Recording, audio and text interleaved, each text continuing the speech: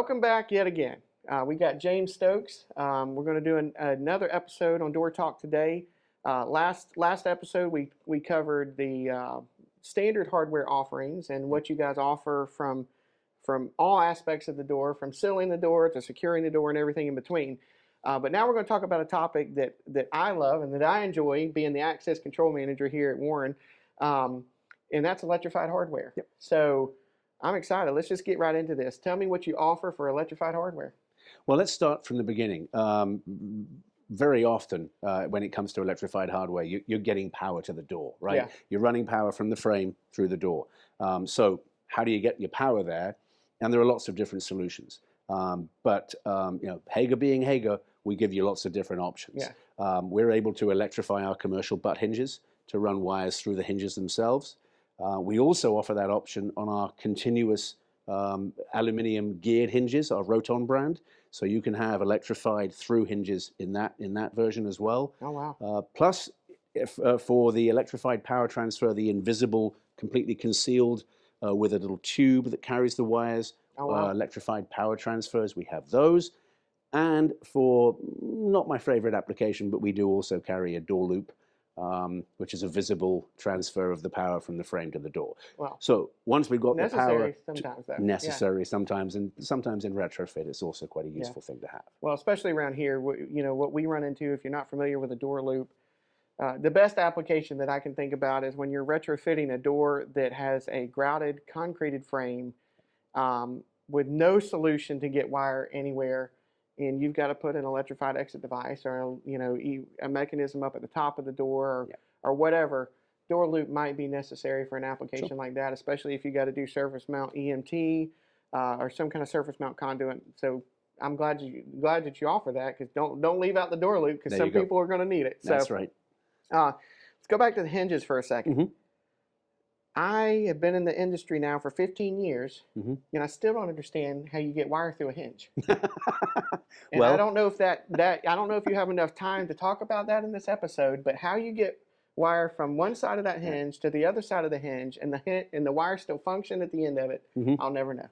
Well, you will know, because you can come up to our facility and see us do it. Yes. But let me put it this way: you need a steady hand or a damn good jig. Yeah, Okay? no doubt.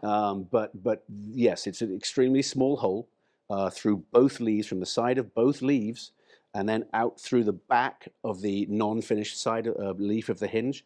But getting that hole then to match up through the knuckle and still be able to put 8 wires in there is quite a feat of science. But it is something that you have to see to understand. Yeah. It would be difficult for me to explain it. But here's just as a calming note. We can do it. Leave it to the experts. I will, because it still baffles my mind every time I see one. I'm thinking, okay, how does this work? Yep. And so you offer electrified hinges, EPTs, Yep. power transfers of all different kinds. So once you get the power from point A to point B, tell me what other kind of electrified hardware, that you offer. Yep. Is it locks, power supplies, anything that you offer? Well, now we've taken all the trouble to get the wire from the frame to the door. Yeah. Let's start with the stuff that goes on the door. Okay. And that will include cylindrical locks, grade 1 cylindrical locks, where we can do either EU or EL, so electric unlock or electric lock. Okay. We also do that on our mortise locks. And our mortise locks will also have a couple of extra options on there with like DPS and or latch position switches. Right. So you're not limited with your mortise locks with the amount of switches you can have as you are with your cylindrical. And then, of course, electrified exit devices. So whatever form they may take, whether surface mounted, concealed, or narrow style or regular style, we can electrify those devices to either pull back the latch, to do electrified dogging, and also to electrify the trim on the outside should that be necessary. Okay. Yeah. So let's go back to the electrified cylindrical lock. So, and I know you said, as every manufacturer, you're limited on how many switches. Do you have the ability to integrate a REX switch on the inside? Correct. Okay. Yes, absolutely. The REX switch is always a pretty easy one. The deal with the latch position switch and the DPS Is the separate bolt. You've got a lot more space with a mortise lock to do some things inside that case than you can with a and I don't consider that limited. In my mind, it's not really limited. It might seem to you guys as compared to what you're offering with mortise lock, but it's pretty standard. I mean, Yeah. you know, you can offer the electrified handle and the request to exit switch, and that's pretty much what you're going to get in a Sure. cylindrical lock anyway. Yep. So the mortise, again, you can offer the electrified, you know, handle, you Yep. know, of course, the Rex on the inside, and then the latch bolt monitoring, you know, other kind of monitoring there as well. Yep. And the exit devices, you talk about the latch retraction. Do you have solenoid latch retraction, or is it? No. Okay. We got away from solenoid latch retraction So it doesn't like many other it manufacturers. doesn't sound like a shotgun going off anymore. Particularly in a steel door, right? Yeah. No, we now use motorized Okay. electric latch retraction.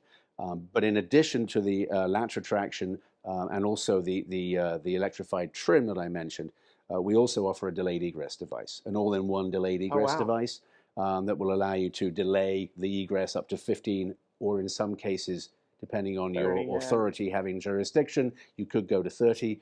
But we have that all-in-one in the bar. We also have an option where you can have your delayed egress with all the controls in a keypad mounted on the side of the frame, Yeah. to allow you to put a code in to allow yourself to shunt Right. the alarm Yeah, until, to do that until right to there. go out. Yeah. Right. So we have both those options available. And as we're talking delayed egress, we also offer an electrified mag lock with delayed egress as well, Okay. with a built-in LED timer that shows you how much time there is until you can exit the door, and an optional voice control as well, saying, Yeah. Get away. yes, alarm has been sounded, door will open in 10 seconds, door will open in 5 seconds, and count you down audibly. Wow, that's neat. So, on the panic bars, you Mhm. know, going back to motorized latch retraction, tell me what the inrush is like, and what the amp draw is. Do you have that information, or is that Sure. okay? It's if you remember the whole conversation about inrush Yeah. was always concerning that solenoid that needed that extra, that pull, that 16 amp inrush Yeah. in some cases. You're not going to get that with a motorized latch retraction. You're going to get perfectly normal, less than an amp. Less than an amp. Yep. Okay. And the holding force is probably a third to half of that even. Absolutely. Okay. Yep.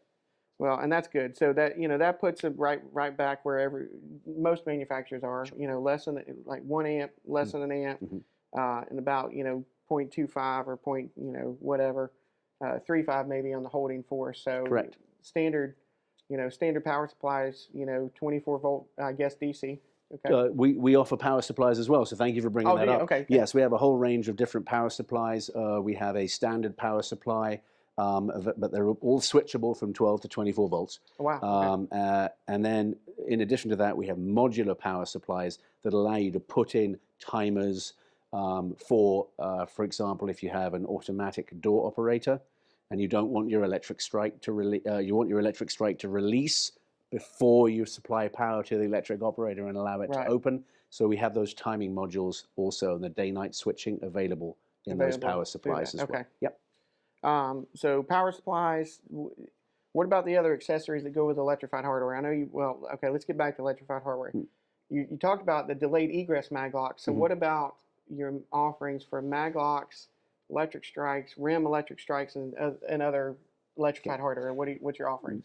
Great question, because this is almost an endless topic, isn't it? Yeah. But electric strikes, yes, we got them. Mag locks, yes, we have them, including the shear lock, so the concealed mag lock, if you will.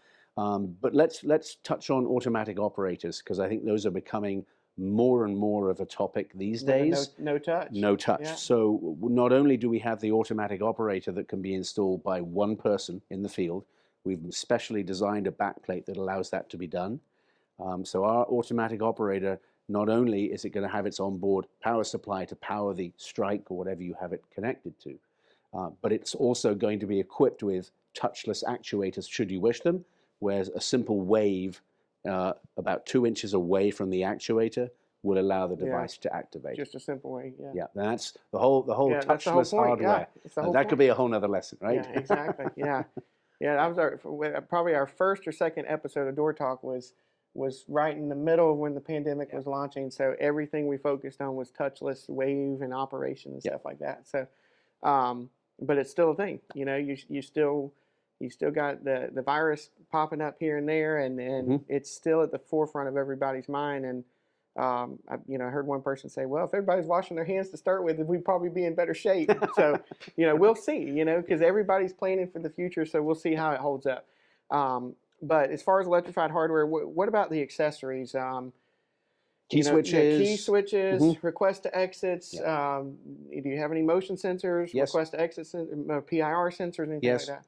You Everything. can keep going, and I'll keep saying yes. Keep saying yes. Because Okay. yes, when it comes to our electrified accessories portfolio, we pretty much again cover all the bases, from your passive infrared sensors to your key switches to DPSs. You can, again, name it. We'll probably say yes. Okay. So when you say that Hager's one-stop shop, Yes. you're talking everything full tilt, every switch, every device, every weather strip, everything that you need can be found at Hager.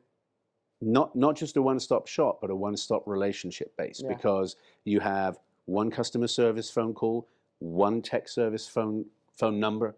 You can call that number and you will get a real person on the other end of the phone, which is quite a surprise to some people. Yeah. But the good thing is, it doesn't matter what's on your quote or what's on your invoice or what's on your PO, it's all Hager stuff, and everyone will be able to answer those questions. That's awesome. That's awesome. Well, all right. So we talked about your hardware offerings and your electrified hardware offerings. Say somebody doesn't know that you have a key system. Myself, a key system, for example, that covers large format, key and lever, mortise, cylindrical, everything all in one tilt. Rim cylinders, and that one key system, that one keyway will function across all that, because that's something I learned new last episode.